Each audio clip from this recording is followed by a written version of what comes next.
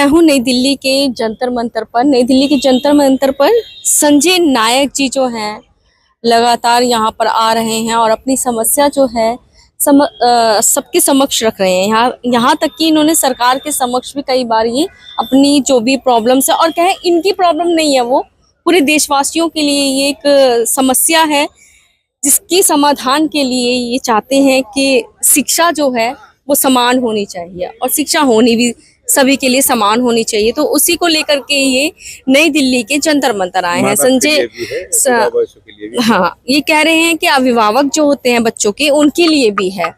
तो हम पूरा जो है मैटर जानेंगे, क्या चीजें हैं, क्यों ये नई दिल्ली के जंतर मंतर आए हैं और कहाँ से आए हैं सर आप? उड़ीसा से। उड़ीसा से इतनी दूर से ये नई दिल्ली के जंतर मंतर, कई किलोमीटर की दूरी तय करते हुए ये नई दिल्ली के जंतर मंतर लगातार कई दिनों से घूम रहे हैं। संजय नायक जी, क्या ऐसा जो है आपका मुद्दा है?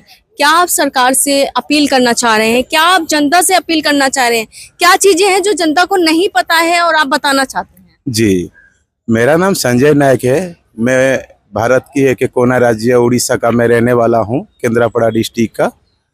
तो मैंने जिंदगी में बहुत सारी गरीबी मैंने देखा है। गरीब को देख करके मैंने उसमें से एक चीज को हासिल किया हूँ, जो कैसे गरीबी अपना जिंदगी से हट सकता है। भारत से भीख नहीं मांग सकते।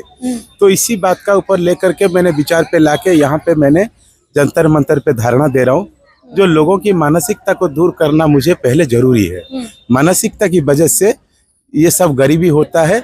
माँ बाप लोग पैसा नहीं कमा सही से पास में नहीं रख सकते हैं और अपने बच्चे को भी सही ढंग से नहीं पढ़ा पा रहे हैं। आज के ज़माने आप ही लोग सब, मेरे देशवासियों सभी देख रहे हैं, जो रास्ते पर के थे माँ बाप लोगों ने भीख मांगने पर उतर आते हैं। किस तरीके, सबको पता है मेरे देशवासियों को। मतलब आप केंद्र विद्यालय और नवोदय विद्यालय की शिक्षा को समान करना चाहते हैं। जैसे कि बच्चों हमारा पढ़ाई करते हैं कि उनको ट्यूशन के लिए नहीं हो पा रहा है, उनको पढ़ाई के लिए भी नहीं हो पा रहा है, उनको कपड़ा देने के लिए भी नहीं हो पा रहा है, उनकी तबीयत के लिए नहीं हो पा रहा है, क्योंकि आपने 500 रुपये 600 रुपये की दिहाड़ी दे रहे हैं। उसमें से खुद को खाने के लिए और बच्चों को खिलाने के लिए, बीवी बच्चे को खिलाने के लिए, माँ बाप को देने के लिए पैसा नहीं होता है, शरीर को सभी ये करने के लिए। और इधर से आप लोगों ने, आपके पास कोई भी एक प्रॉब्लम को लेकर के हम लोगों ने आते हैं तो गरीब लोग तो हमारा बात सुनने के लिए बहुत पीछे हो जाता है और हम लोग यहाँ तक नहीं आ पा रहे हैं। जो कोई आईन कानून का सिस्टम हो, तो जमीन के बारे में हो या कोई केस के बारे में हो, या जो भी जब मेरे देश में प्रॉब्लम हो रहा है, गरीब लोगों की ज्यादा ही किताबों आपके थाने पर, हर एक थाने पर पड़ा हुआ है। हर एक थाने पर पड़ा हुआ है गरीब लोगों की जिंदगी का पूरा इतिहास का पूरा पन्ना। लेकिन आपने कभी ये सोचना चाहिए था, इन लोगों को इस तरह का जीने की क्या हक है? इस तरह का जीने की क्या हमने हटा नहीं सकते?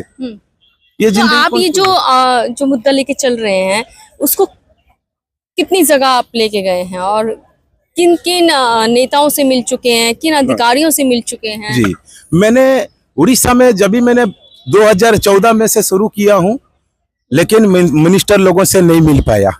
2014 से मैंने दौड़ रहा हूँ। मुझे भी बहुत लोगों ने, पुलिस वालों ने, मिलिट्री वालों ने बहुत मुझे धक्का फक्का मारे हैं। मैंने बहुत मेहनत किया हूँ। ये तक कि जिस घर में मैंने सरकार की जमीन पे मैंने एक छोटा सा टुकड़ा बना करके वहाँ पे बच्चे को पाल के रहता था, तो वहाँ पर लोगों ने उस मकान को आग लगा दिए रात में। अरे उसी तरह का मैंने जिंदगी में खोया हूँ। मेरे पिताजी ने क्या गलती किया? ना चोरी किया, ना मर्डर किया, ना रेप किया, कुछ भी नहीं किया। बस इतना सा काम है कि वो गांव पे किसी ने परेशानी में था, उसने खाने के लिए, मेरे परिवार को खिलाने के लिए, मेरे बाप के पास पैसा नहीं थे, तो मेरे बाप ने वो जमीन उनको दिया। ये मतलब तो नहीं है मेरे पिताजी का गलती है, उसका परिवार का जो है जो बिछड़ने के लिए जमीन का मैटर लेकर आए हैं या पूरे विश्व का जो भी है 36 पॉइंट के बारे में। ये 36 पॉइंट मेरे गरीबों की जिंदगी का सवाल है। इसीलिए 36 पॉइंट जो हमको रोजगार, शिक्षा और सेफ्टी, पुलिस, पूरा अपने को पूरा फुल कंट्रोल, एक ही दारू से लेकर के हर एक चीज को पॉइंट को लेकर के मैंने बैठा हूँ, जिसका नाम है 36 पॉइंट। पूरा इंडिया को मैंने खुद इंक्वायरी करना चाहता हूँ, जो कितने गरीबों लोगों को आपने सेफ्टी दिए हैं, वो मैं आपको प्रमाण के साथ में पूरा पन्ना ला करके आपको हाथ में पकड़ा दूंगा, जो आपने मेरे देश के लिए कुछ भी नहीं किए। अच्छा जी, मैं वो ला करके दिखा सकता हूँ। तो अब आप क्या रहे हैं सरकार से, केंद्र सरकार से क्या चाह रहे हैं आप? सरकार से यही चाह, कोई भी रूल्स होते हैं, रेगुलेशंस होते हैं, वो संसद में पारित होते हैं, तभी जो है वो रूल्स बनते हैं। सिस्टम में जो सरकार लोग वहां पर के आते हैं तो अपने फायदे के लिए आते हैं।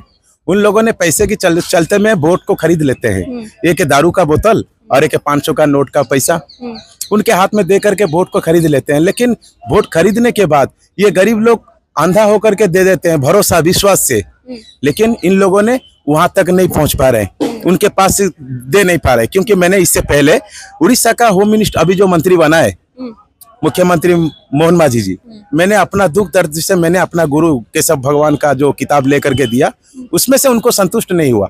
फिर मैंने देखा कि वहां पर उनको टर्चर करा जा रहा है, तो मैंने 102 रुपया मिनिस्टर मोहन मांझी मुर्मू उनके हाथ में मैंने दिया।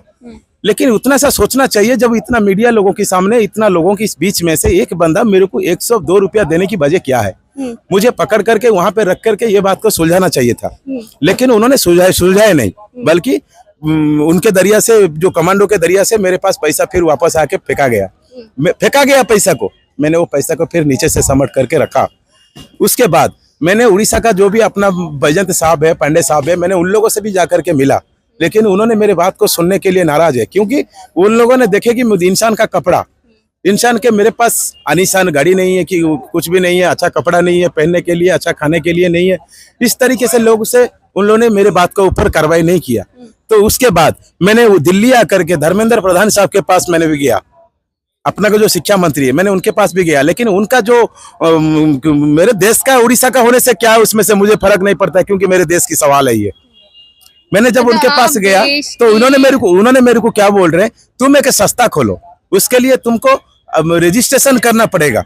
रजिस्ट्रेशन करने के लिए मुझे कौन सा जरूरत है सर, मेरे देश की समस्या यही है। मैं जाकर के कलेक्टर के पास, मेरे पास जमीन नहीं है, घर नहीं है, कुछ भी नहीं है, मैं जाके सरकार के पास क्या दिखा करके रजिस्ट्रेशन करूं, क्या दिखा करके रजिस्ट्रेशन करूं जो फल तो के मैं अब सरकार से चाह रहे हैं शिक्षा समान हो पूरा मेरा जो भी देश में है, पूरा मेरा देश में जो भी 36 पॉइंट प्रॉब्लम है, रूल्स होते हैं वो सबके लिए समान, सबके लिए समान होना चाहिए। मैं उन लोगों से मिल करके इसको काम को पूरा करना चाहता हूँ।